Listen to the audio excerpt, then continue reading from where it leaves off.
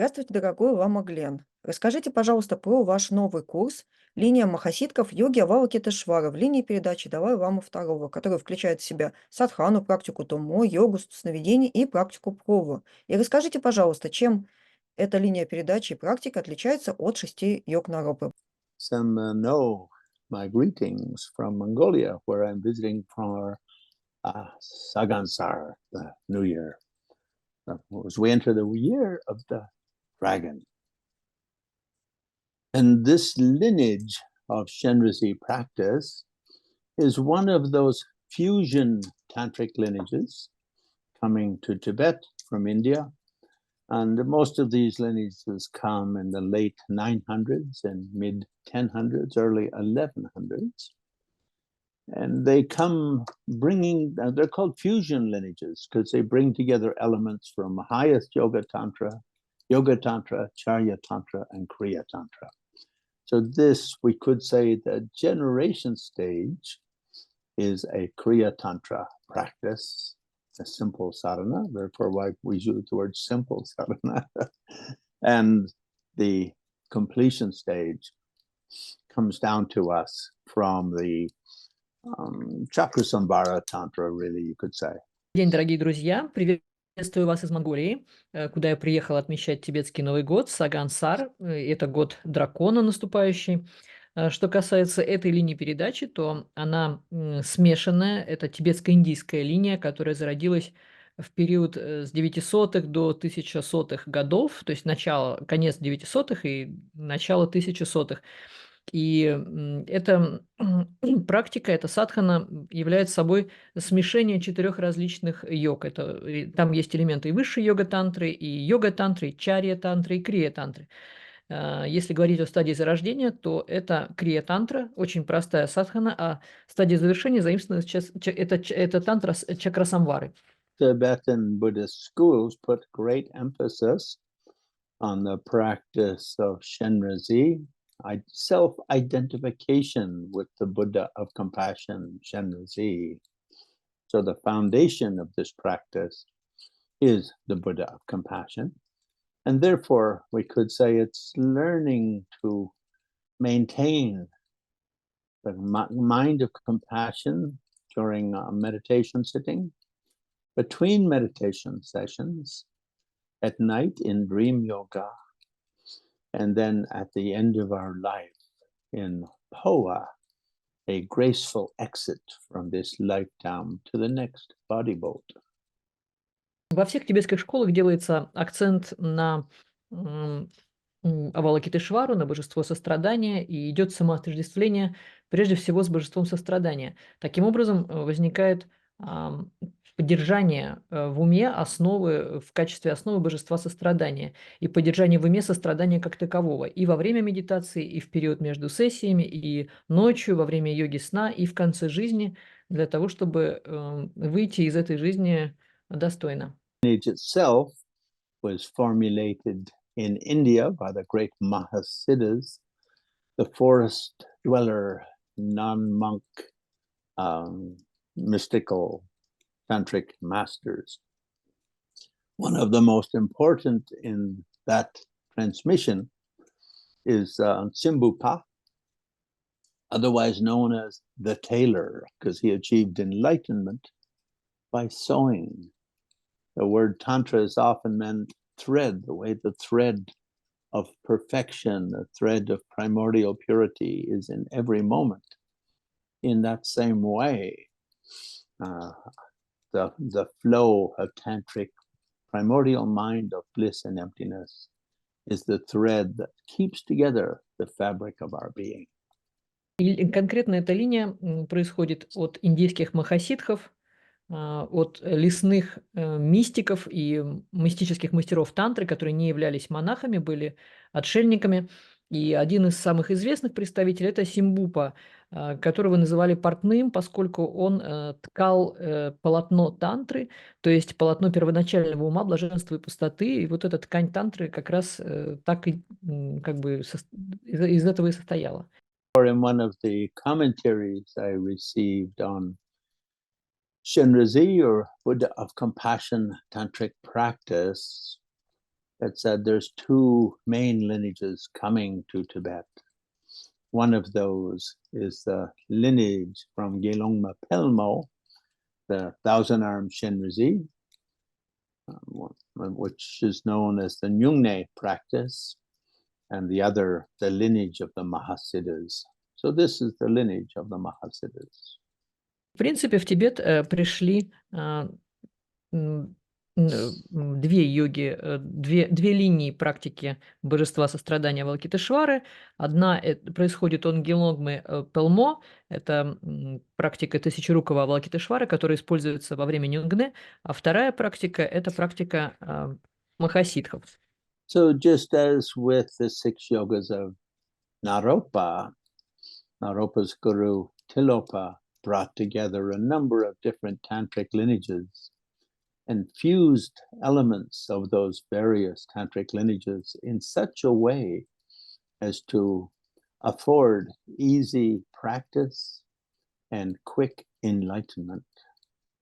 In that same way, the great Mahasiddha Simbhupa fused together elements from highest yoga tantra, such as chakra samvara and hevajra, with also like Gyawa Gyatso, the Osa, the Jina Samudra form of the highest yoga tantra, Avlokiteshvara, and put that together with the more, you could say, skeletal practices of Kriya Tantra to make the complexity of highest yoga tantra more accessible to practitioners. И точно так же, как в 6 йогах Наропы, гуру Наропы Тилопа собрал разные линии передачи тантры, различные линии тантры, тантрических практик для того, чтобы сделать практику легкой и доступной, а пробуждение быстрым. Точно так же и Симбупа собрал различные высшие йога-тантры, различные элементы из разных тантр, там чакра-самвара, хиваджа, геллагецо и джина симудра, которые являются одной из форм Авалокитешвары. И таким образом крия-тантра использовалась как такая основа, как костяк, а сложность этой тантры достигает уровня высшей йога-тантры или анутара йога-тантры. The great Indian master Chandrakirti said that the cultivation of compassion is the seed of great enlightenment. In the beginning serves as the seed, and then throughout the growth of the plant, compassion serves as the power, maintaining the health, strength, and well-being of that plant. And then in the end, compassion gives the fruit of the full qualities of the 3 kayas, Dharmakaya, Sambhogakaya, Nirmanakaya of enlightenment. И как сказал великий индийский махасиддха Чандракирти, взращивание сострадания соответствует семени высшего пробуждения, и таким образом оно обеспечивает наличие этого семени, затем во время стадии роста обеспечивает этот рост, дает здоровье растению, которое мы взращиваем, и в самом конце сострадание служит тому, чтобы плод обладал всеми качествами 3 кай – нирмана-кай, самбхога-кай и дharma-кай. The wonderful thing about compassion, not only is it the driving force of Mahayana enlightenment or Samyak Sambodhi, but it also makes people more relaxed and happy in every situation. So this practice of the Mahasiddhas, bringing generation stage and completion stage, and mahamudra all together in one easily practiced format, is the best kind of antidepressant, elixir of joy and happiness, beneficial to self and others, that we can find in the plethora of Tibetan transmissions coming to us today. И что хорошо в сострадании, это не только то, что оно служит таким ускорителем на пути к пробуждению и вообще даже может быть, мотором, но оно способствует нашей расслабленности и нашему счастью, счастливому пребыванию в любой ситуации. Таким образом, стадия зарождения, стадия завершения махасидхов – это наилучший, наипростейший формат практики, который может послужить для нас антидепрессантом и эликсиром радости, и позволит нам приносить огромную пользу другим существам, как и большинство тибетских текстов, которые у нас есть. The seventh Dalai Lama, in a poem, he said, "We should cultivate love and compassion like the sun that throws its light on all living beings, pleasant, unpleasant, and neutral, without any discrimination." And this is the kind of love and compassion we need for enlightenment. Otherwise, just feeling affection for or compassion for a victim of a crime and feeling anger for the perpetrator of the crime just takes us nowhere in the direction of enlightenment. Ну и, как сказал седьмой Далай-лама в своей поэме, нам важно взращивать любовь и сострадание точно так же, чтобы они были похожими на солнце, которое излучает свои лучи, и оно распространяет его на всех существ, независимо от того, приятные они, неприятные или нейтральные по отношению к нам. И это такое сострадание, которое нам нужно взращивать для достижения пробуждения. А в противном случае мы будем испытывать сострадание только к жертве, например, к тому, кто нападает на эту жертву, будем чувствовать гнев, и такая форма сострадания никуда нас не приведет и нисколько нас не приблизит к пробуждению. Like Sankapa put it, if your compassion is just words in your mouth, then you are not on the bodhisattva path. So if we want to cultivate compassion, we can rely upon Sutrayana meditations, such as we find in Lamrim and Lojong. Or we can rely on Tantric transmissions, such as this lineage, the Shenrezi lineage of fusion practice descending from the Indian Mahasiddhas.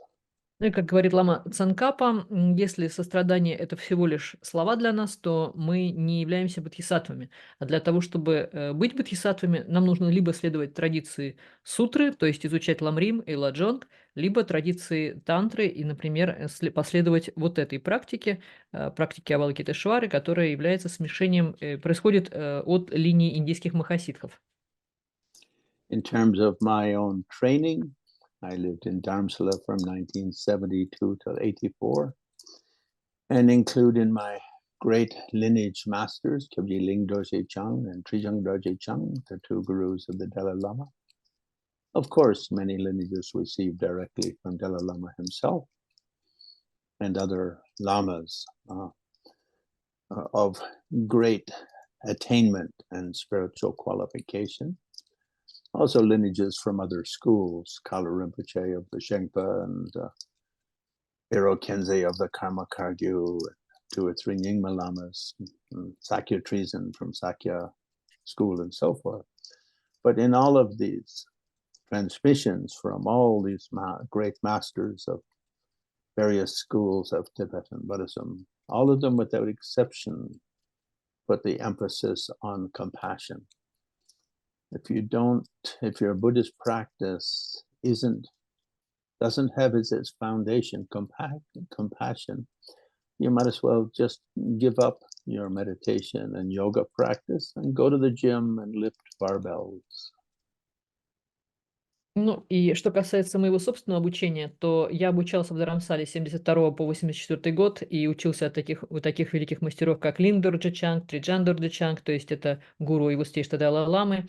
Некоторые учения я получал непосредственно напрямую от его святейшего Далай-ламы и от многих других великих лам великих достижений, великих реализаций, а также от лам других традиций, помимо Гелугпа, например, это Калури, Дечен Римпоче, Берик Керзин из традиции Кагью, от многих также лам линии Сакью я получал учение. Но все без исключения линии тибетского буддизма делают огромный акцент на сострадании. То есть если мы не сделаем сострадание основой нашей практики, нашей буддийской практики, то в конце концов мы эту практику бросим и пойдем просто в зал, пойдем поднимать гантели и будем стремиться к совершенно другому. And since I've started teaching by webinar, since the outbreak of COVID, really, I've emphasized a combination of learning a transmission, receiving, in Tibetan tupa, which means listening. And then on top of listening, one should have tupa sampa gompa, sampatan gompa. One should have contemplation and meditation. И начиная с периода, когда возник коронавирус, я начал давать учения в формате вебинара. И здесь я стал делать акцент на, с одной стороны, на учении и передаче, то есть на слушании тупо по-тибетски, и затем сампа и кампа, то есть на созерцании и медитации. Это 3 элемента, которые необходимы для учения в тибетском буддизме. So the format I like to follow, and I follow in all of the webinar transmissions I give in various countries around the world, where I teach once a week. And for that week, in that once a week transmission, the listener, the practitioner, in Tibetan, the word LAMA is used, which means trainee. The trainee should try to understand through contemplation and meditation over the days to follow. И поэтому я буду следовать найденному мною формату, которому я следую во всех вебинарах, в различных странах я даю такие учения. То есть я буду давать учения раз в неделю, это будет стадия передачи, а вы как слушатели, как лобма, это практик по-тибетски и означает такой, тот, кто тренируется, тренируемый, да, и вы должны будете осуществлять две следующие стадии, то есть созерцать и медитировать. And in most of my webinars, I request one of my main students, Chongwa La, a great former Zen monk who has been training in Tantra under me for about 15 years. I request him to do a clarification once a week so that anything I say that is not as clear as a crystal bell ringing at the top of Mount Kailash is even further clarified.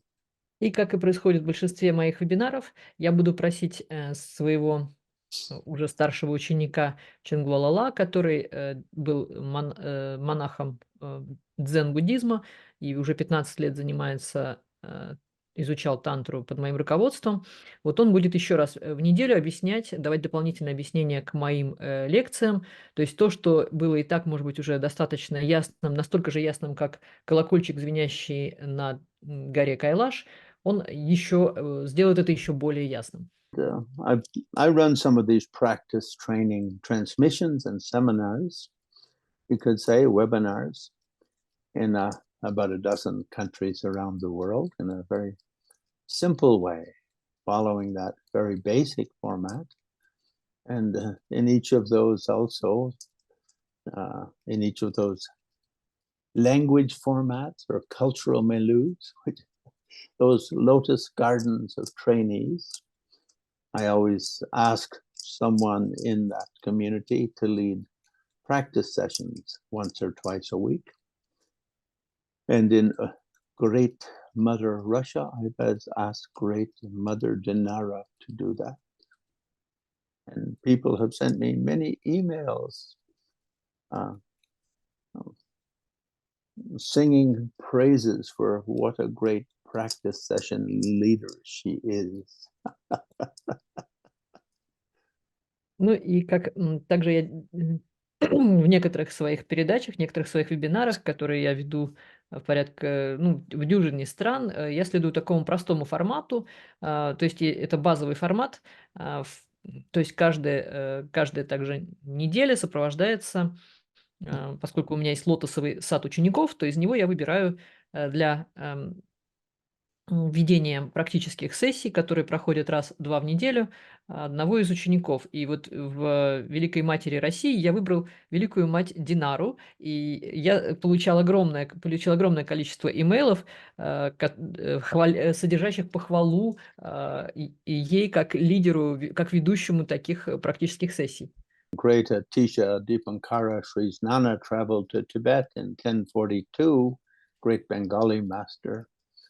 He traveled with his translator, and he always referred to his translator as his tongue.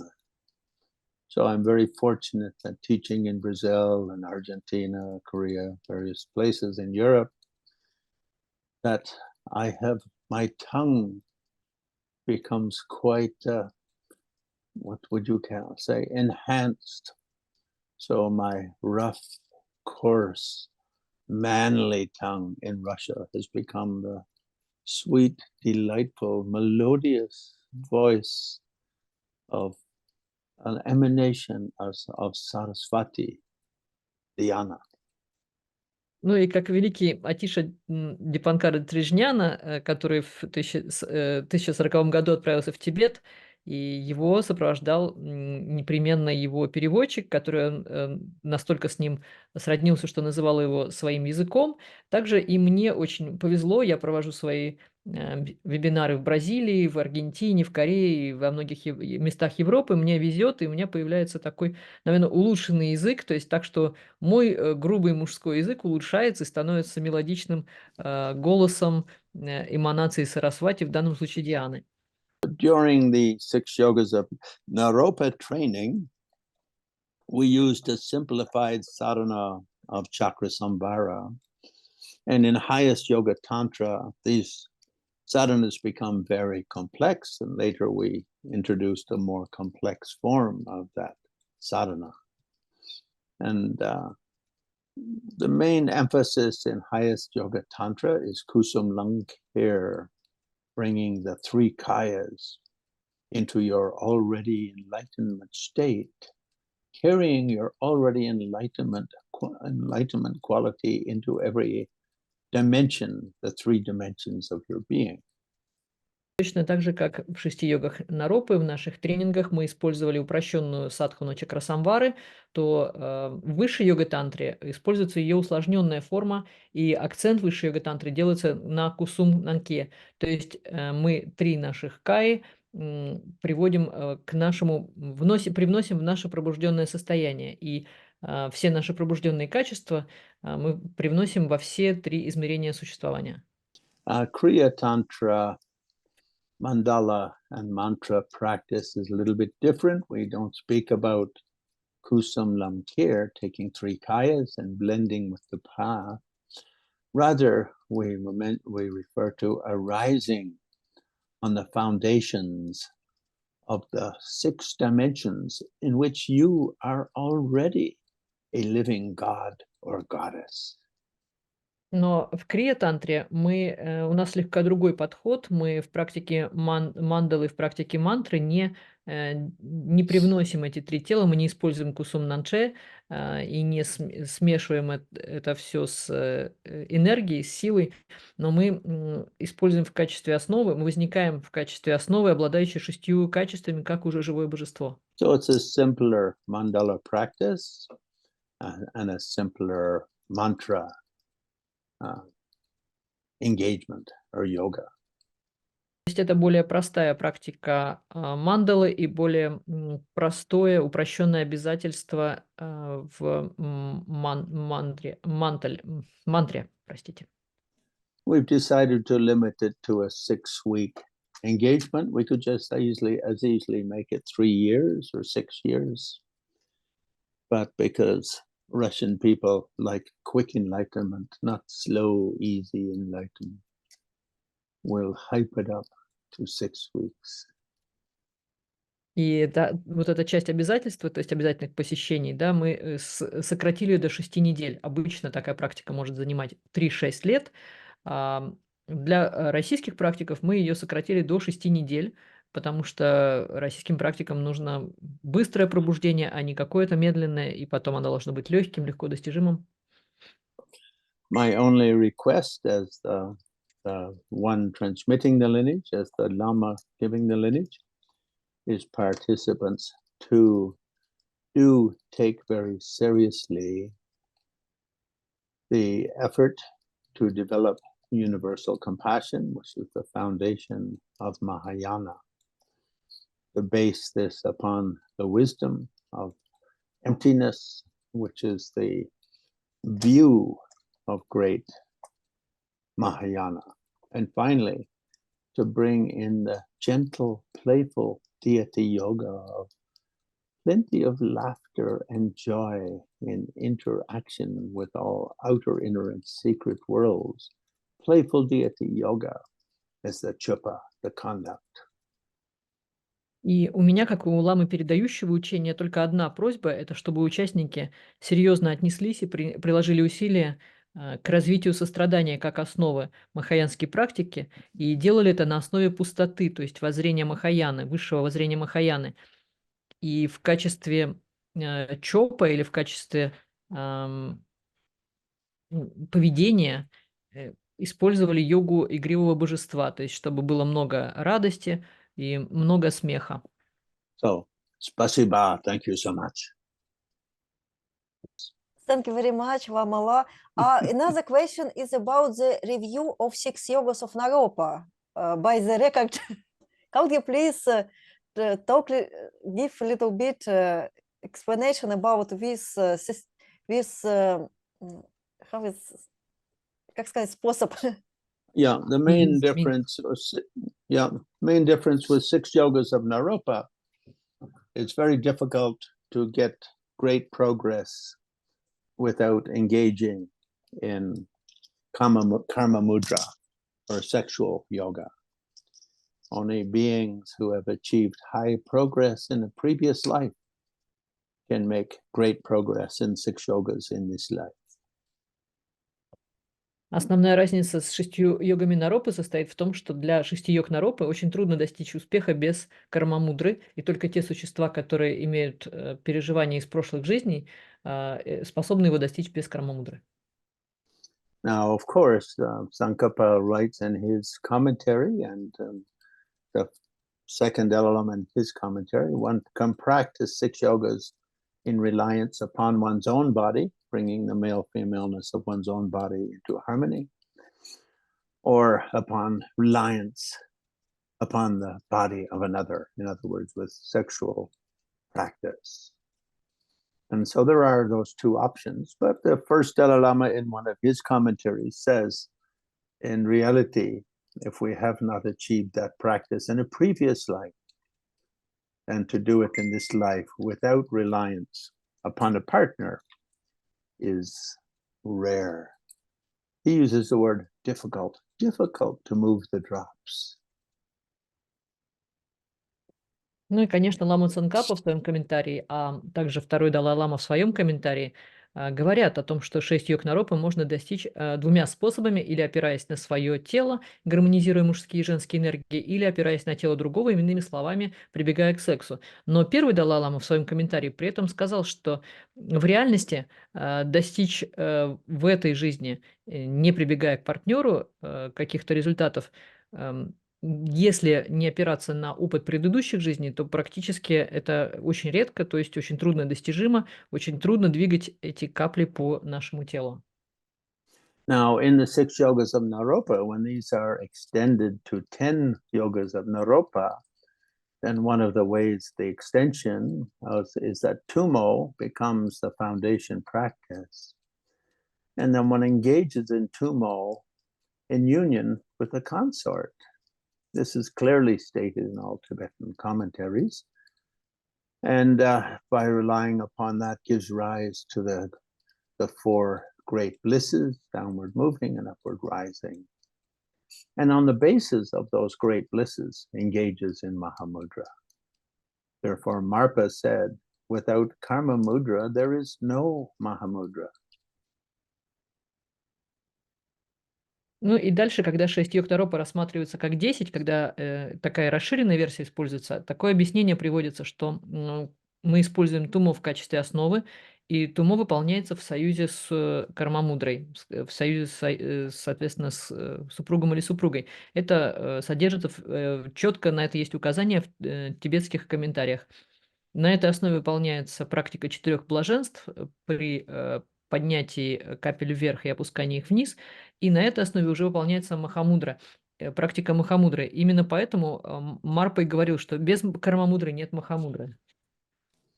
In reality, in today's life, a lot of people practicing 6 yogas of naropa or practicing tumo will do the basis on a kind of a general, you can call ordinary mind mahamudra or ordinary mind dzogchen kind of practice. But these forms of mahamudra and dzogchen are really just kind of slightly elaborated forms of sutrayana vipassana.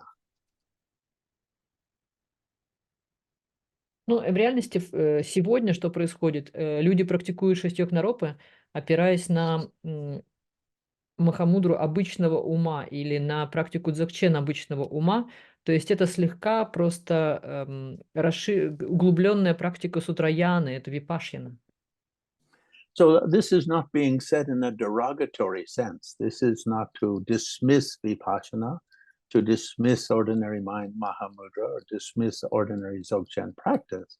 These are extremely powerful enlightenment tools that have been used by many great masters over many centuries.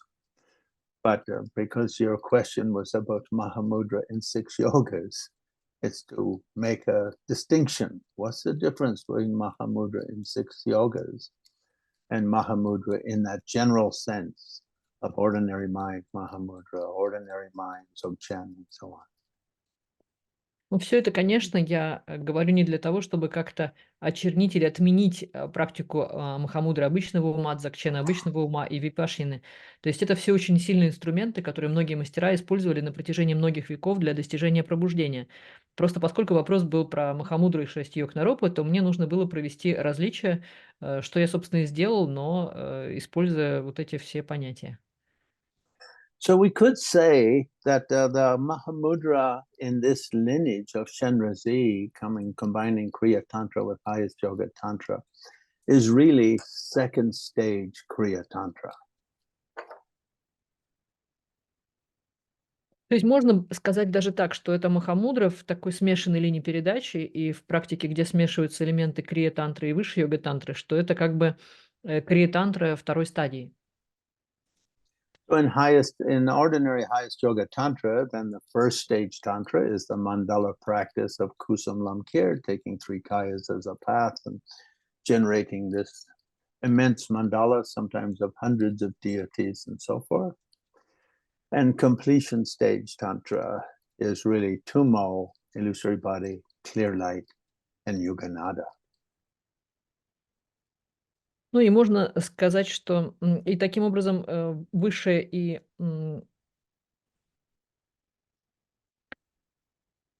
обычно в высшей йога-тантре используется, во-первых, кусум ланке, это привнесение 3 тел на путь, и как бы порождается мандала с сотнями иногда божеств.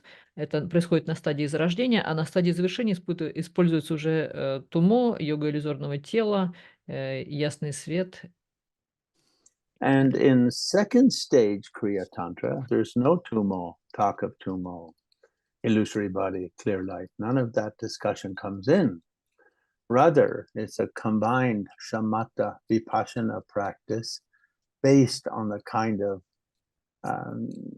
you could say, gentle joy generated by means of the first stage Tantra. Крия-тантра второй стадии это практика тумо, иллюзорного тела и ясного света, не тумо, не иллюзорного тела и не ясного света, а используется шаматха и випашьяна, выполняемые на основе мягкой радости, возникший благодаря практике первой стадии. C'est ça, c'est fini ça. Thank you very much, Ламала. И я задам вопрос по-русски. Лама Гленн, вы рекомендовали сделать нам повтор практики по 6 йогам наропа, используя записи вашего предыдущего курса 2023 года. Можете рассказать немножко про этот формат проведения занятий? Lamala, you recommended us to use your recordings for this complementary 6 yogas of naropa sessions from 2023. Could you explain a little bit about those?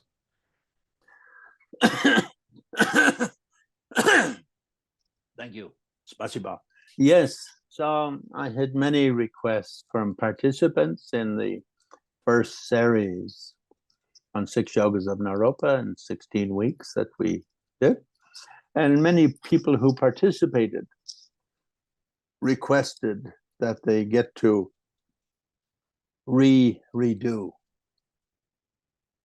reprocess. Now, I don't like I don't like to leave these things up and just let them hang there. So I said, we can do two things. One is we play once a week, one piece, and people who want to review like they're starting again. In other words, each week is an instruction and you practice for the week to follow. But also some people who were not able to attend last time because they lacked the good karma to hear about it, they can participate. Спасибо за вопрос. Действительно, у меня было много запросов от участников этого 16-недельного курса, то есть люди просили повторить, а я не люблю такие вопросы оставлять подвешенными, поэтому мы решили действительно использовать запись, но при условии, что запись будет проигрываться раз в неделю, и участники точно так же должны принимать участие, как в первый раз, то есть они должны также выполнять практику затем в течение недели и уже потом прослушивать следующую запись. Таким образом, а те, кто не смог участвовать, у кого не хватило кармы, чтобы прийти на наш курс, они смогут участвовать тогда впервые. I think when I did I did a 21-week series on 6 yogas in Europe, and I think we had about 350 participants from around 30 countries around the world. And at the end, everyone was saying, I forget some of those things. Can't we listen to blah, blah, blah? And I said, the only way we'll do is we play them again 1 week by 1 week. Because to review properly, it should be reviewed with listening, with contemplation, and with meditation. У меня уже был такой опыт, когда я проводил 21-недельный курс по 6 йогам наропы, было порядка 350 участников из 30 стран мира, и в конце были люди, которые обращались ко мне, говорили, вот я забыл что-то, можно ли мне переслушать? И я поставил такое условие, что проигрываться все равно будет все целиком, неделя за неделей, так чтобы люди последовательно все переслушивали. Это единственный правильный способ. So in short, both people who already attended can register, and people who hadn't been able to connect last time and would like to participate can. The rules for both is the same, that they basically should listen to one instruction and contemplate and meditate for the week to follow. Поэтому вкратце условия будут одинаковыми. Те, кто уже участвовали, они регистрируются. Те, кто еще не участвовали, но хотят, тоже регистрируются. То есть условия одни и те же. Они слушают, созерцают и медитируют. The hallmark of the great Genden school, descending from Lama Tsongkhapa and the lineage of Dalai Lamas and Panchen Lamas and so many other great Lamas, like Lama Zopa, Yelo Tuku, and so on. The hallmark of this lineage is known as Shetrub Nyi, words of transmission, instructions of transmission, and Truba, actual sitting on your meditation cushion.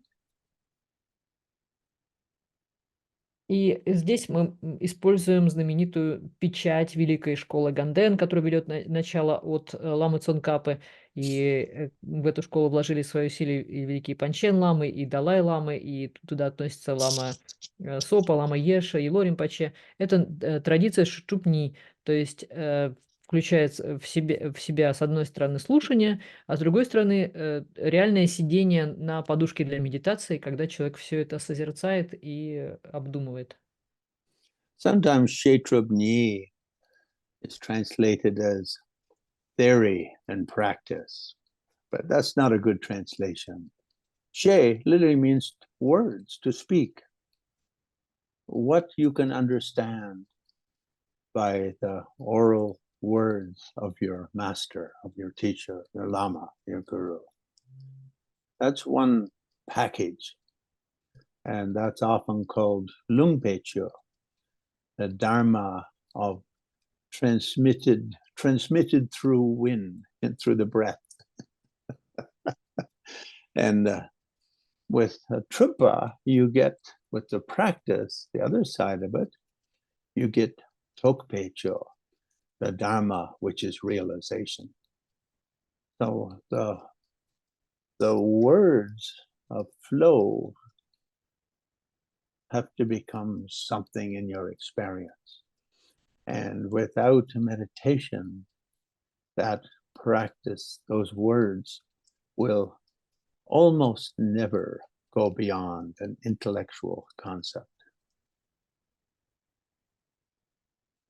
И по-тибетски это называется шедрупне, то есть иногда это переводят как теория и практика, но этот перевод неверный, потому что ше означает просто слова, означает говорить, и это то, что вы можете понять из слов своего мастера, своего гуру, своего учителя.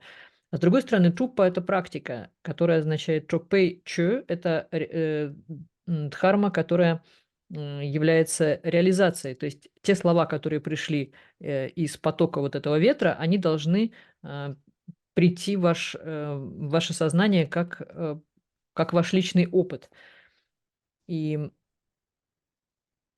тогда лунпечё, то есть дхарма, которая передана через ветер и через дыхание, становится этим опытом. А без этого практика через просто интеллектуальное постижение, все это учение не передается, это невозможно. And as Lama Tsongkhapa so wonderfully put it, as long as your dharma just remains words in your mouth, then you never will go very far on the enlightenment path. Of course, it's better to have some knowledge, some level of knowledge, than zero knowledge. But we don't want to go for that low level of experience. Ну, конечно, как красиво сказал Лама Цонкапа, пока дхарма остается лишь словами в вашем рту, мы очень далеки на пути, мы недалеко прошли на пути к пробуждению. И, конечно, какой-то уровень знания, если появляется, это лучше, чем 0 знания, но настолько низкий уровень знания нам не интересен.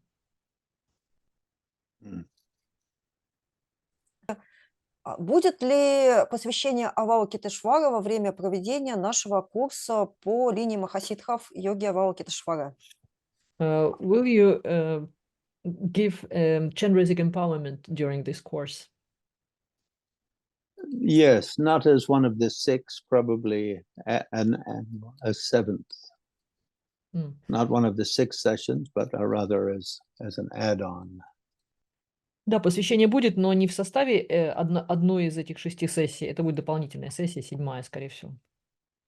Thank you very much, Lamala. And next question.